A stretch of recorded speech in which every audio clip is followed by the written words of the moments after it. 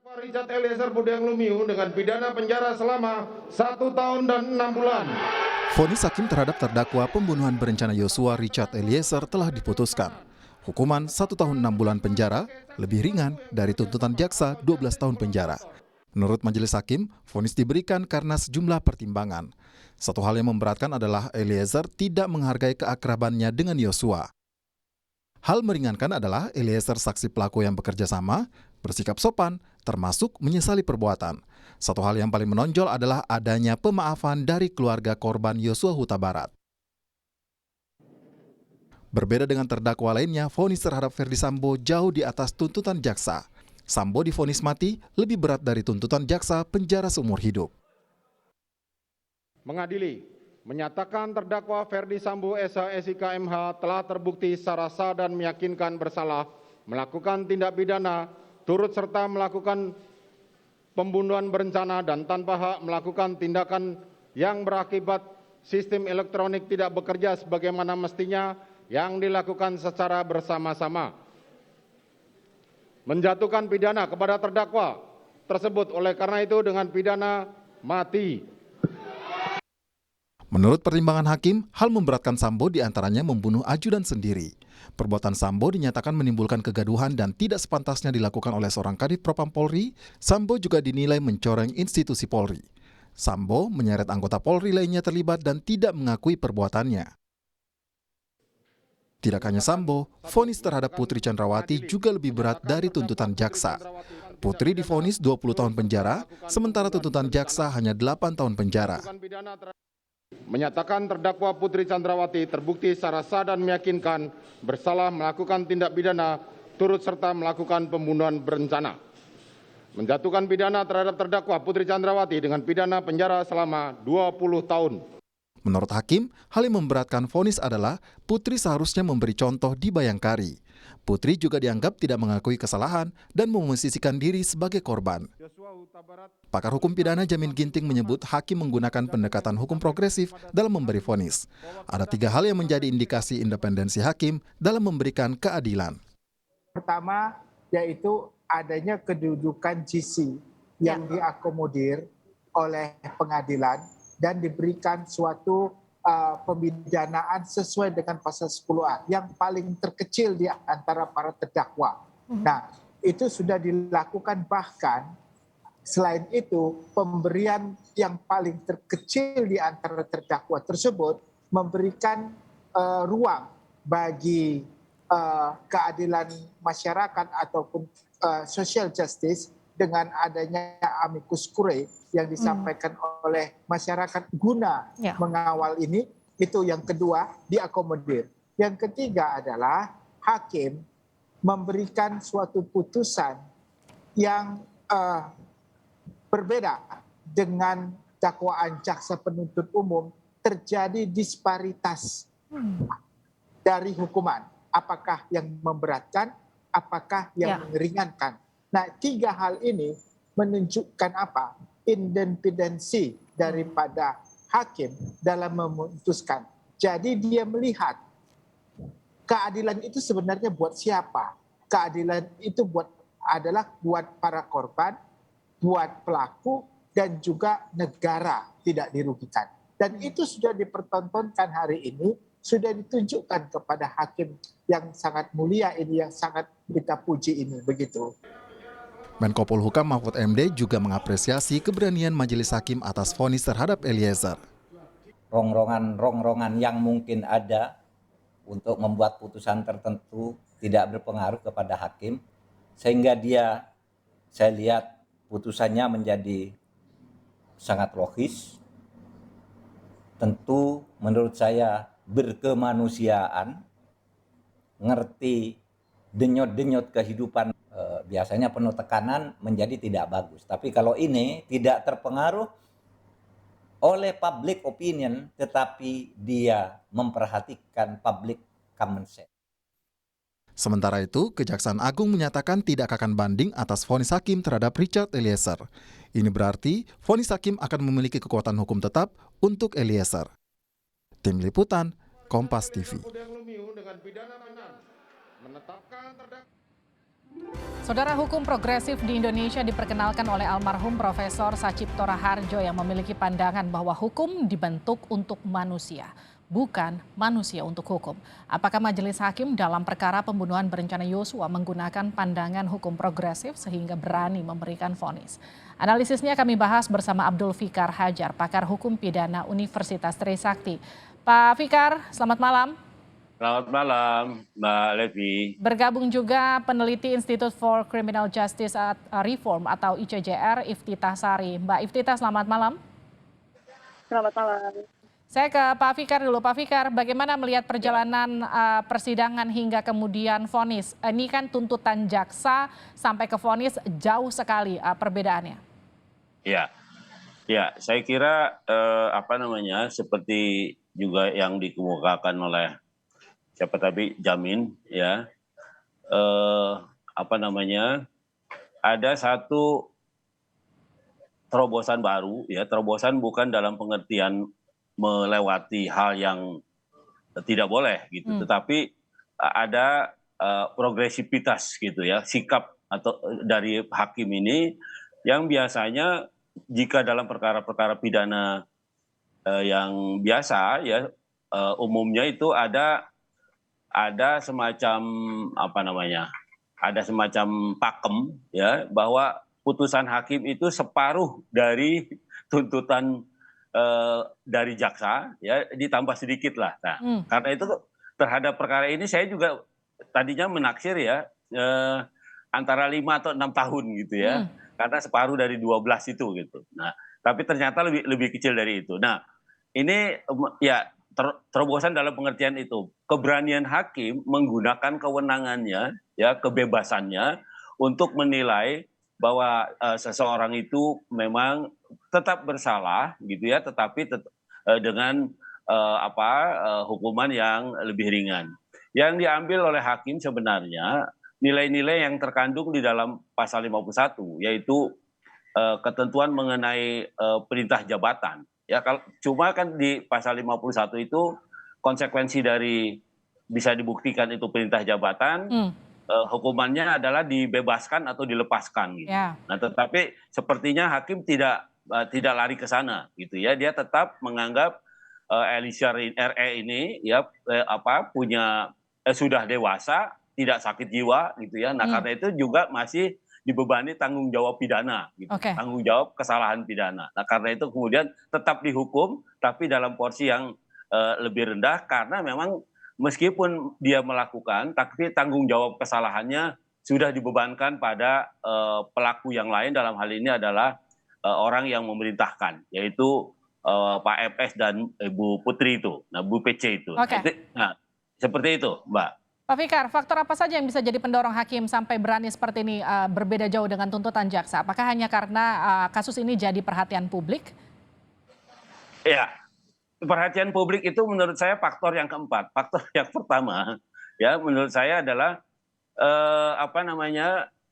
itu tadi yang pertama, terobosan hakim yang sebenarnya melebihi penghargaan apresiasi jaksa terhadap lembaga yang namanya JC.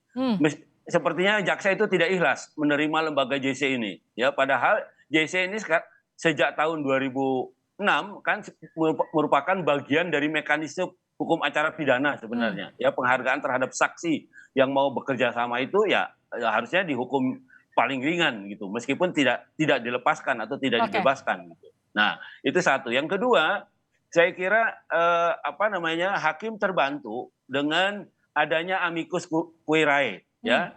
Kenapa? Karena hakim tidak usah capek-capek lagi mencoba menyerap rasa keadilan dalam masyarakat. Yeah. Dia muncul sendiri dalam bentuk amicus, ya kan?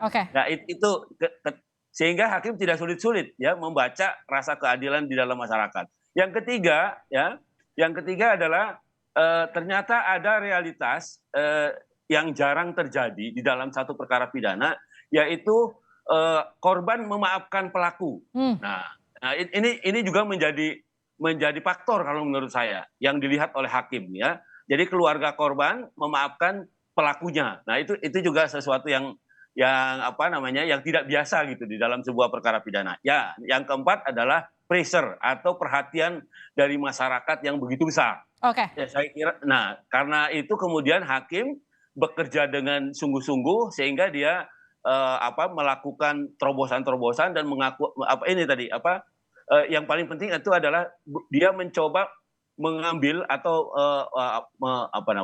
mengadopsi rasa keadilan di dalam masyarakat itu dalam bentuk putusannya. Saya kira itu yang menjadi faktor kenapa kemudian hakim berani memutuskan lebih jauh di bawah tuntutan jaksa. Oke, saya ke Mbak Iftitha. Mbak Iftitha, itu tadi salah satu pernyataan Pak Fikar di poin kedua, karena peran amicus curiae yang kemudian membantu hakim untuk kemudian memberikan rasa yang lebih berani untuk menerapkan pandangan hukum progresif dalam menerapkan vonis terhadap Eliezer.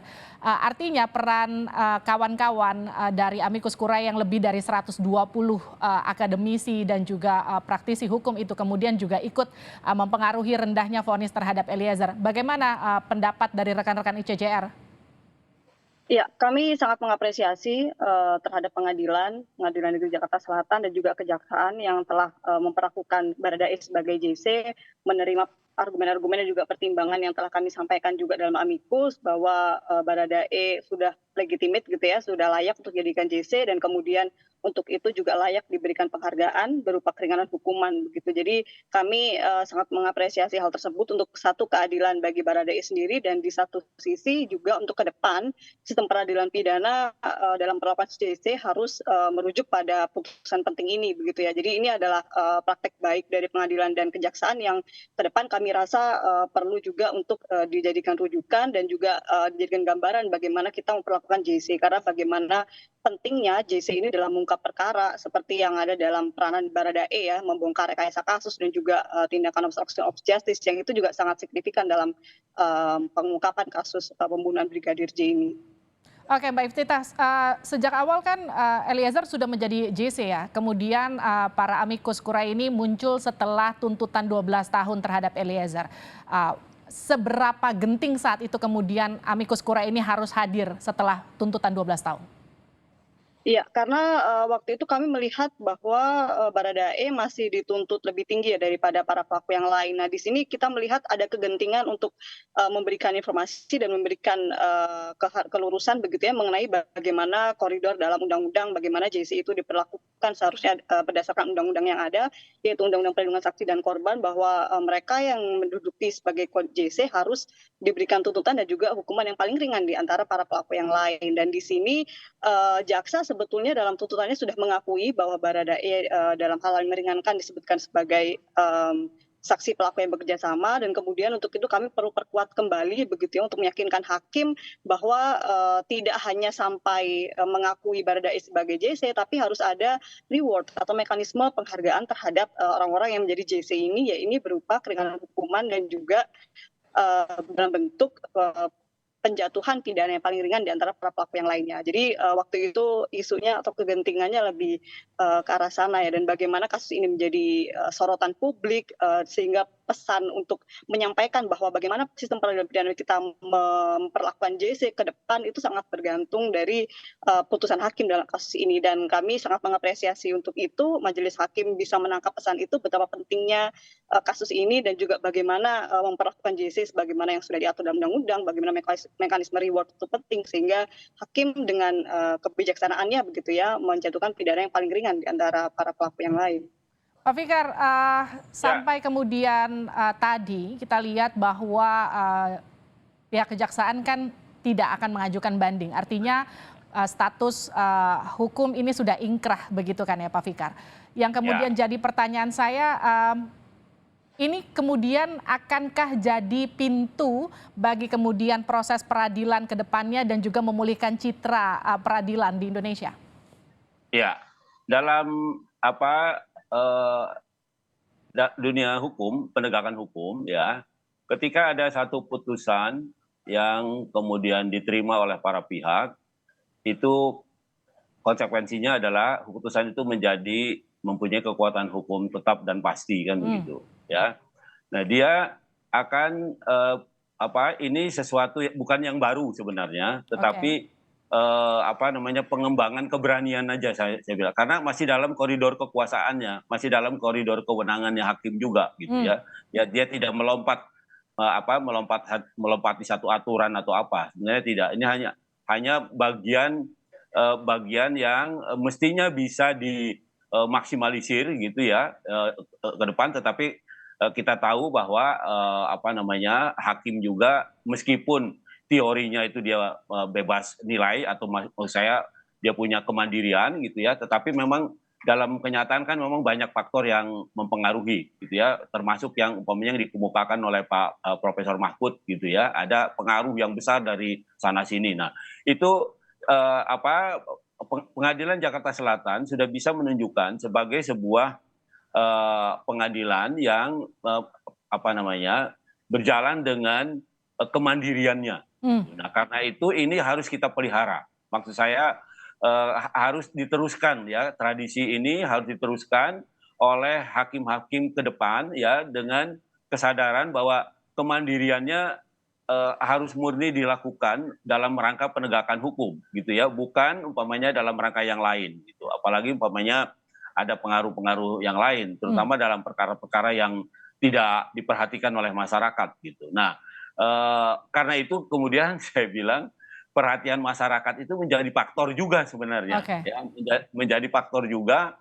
Apakah perhatian itu dituangkan lewat amikus tadi, tapi saya menempatkan amikus itu sebagai rasa keadilan yang hidup di dalam masyarakat gitu. Itu yang membantu hakim dalam merumuskan putusannya. Tetapi antusiasme masyarakat baik dalam memperhatikan persidangan di lapangan ya, maupun komentar-komentar atau apapun di berbagai macam media komunikasi gitu ya. Saya kira itu juga ikut mempengaruhi kemandirian kemandirian hakim itu ketika dia memutuskan perkara ini. Saya kira begitu, Mbak. Saya ke Mbak Iftita terakhir. Ini masih akan ada di luar dari Eliezer yang memang sudah ingkrah. Ada Sambo, ada Putri yang kemudian masih mungkin akan mengajukan banding, kasasi sampai PK. Kemudian peran ICJR selanjutnya untuk kemudian mengawasi proses hukum yang akan berjalan di ke depannya seperti apa?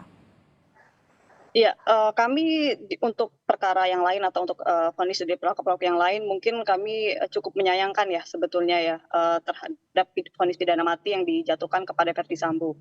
Kami melihat sebetulnya tuntutan seumur hidup dari penuntut umum itu sudah tepat gitu dibandingkan dengan vonis pidana mati. Karena menurut kami ICJR dalam posisi kami tidak sepakat dengan penjatuhan pidana mati baik dalam situasi atau dalam tindak pidana apapun begitu ya, termasuk juga dalam kasus ini. Kita melihat atensi publik menjadi hanya seolah-olah selesai dengan menghukum berat pelaku tanpa kita melihat masalah soal pemulihan korban. Misalnya bagaimana dalam proses persidangan itu hakim dan jaksa juga belum secara aktif menggali apa yang diinginkan oleh korban untuk pemulihannya, misalnya bantuan psikososial, bantuan psikologis, kemudian bantuan pembayaran ganti kerugian dan rehabilitasi. Dalam hal ini sudah diatur dalam Perma 1 tahun 2022 misalnya diatur bahwa hakim ketika jaksa belum mengajukan penggantian kerugian kepada oleh korban, maka hakim di situ perannya adalah menanyakan. Nah, untuk ini kan sebetulnya yang harus digali dalam proses itu. Tapi ketika kita terlalu fokus menghukum mati pelaku, kita seakan lupa gitu bahwa seolah-olah